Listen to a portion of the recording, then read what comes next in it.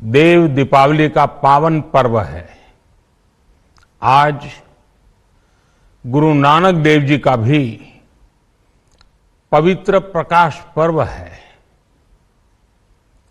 मैं विश्व भर में सभी लोगों को और सभी देशवासियों को इस पावन पर्व पर हार्दिक बधाई देता हूं। ये भी बहुत सुखद है कि 1.5 साल के अंतराल के बाद और सभी देशवासियों को इस पावन पर्व पर हार्दिक बधाई देता हूं। ये भी बहुत सुखद है कि 1.5 साल के अंतराल के बाद करतारपुर साहिब कॉरिडोर अब फिर से खुल गया है।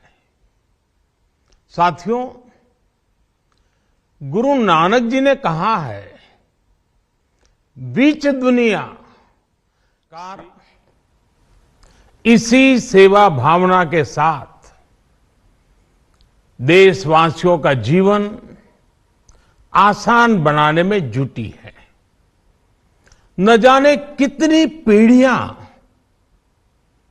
जिन सपनों को सच होते देखना चाहती थी, भारत आज उन सपनों को पूरा करने का भरपूर प्रयास कर रहा है।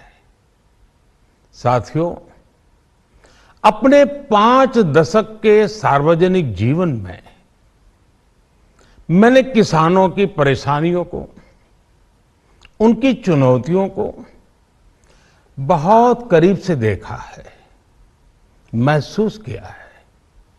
इसलिए जब देश ने मुझे 2014 में प्रधानमंत्री के रूप में सेवा का अवसर दिया, तो हमने कृषि विकास, किसान कल्याण को सर्वोच्च प्राथमिकता दी।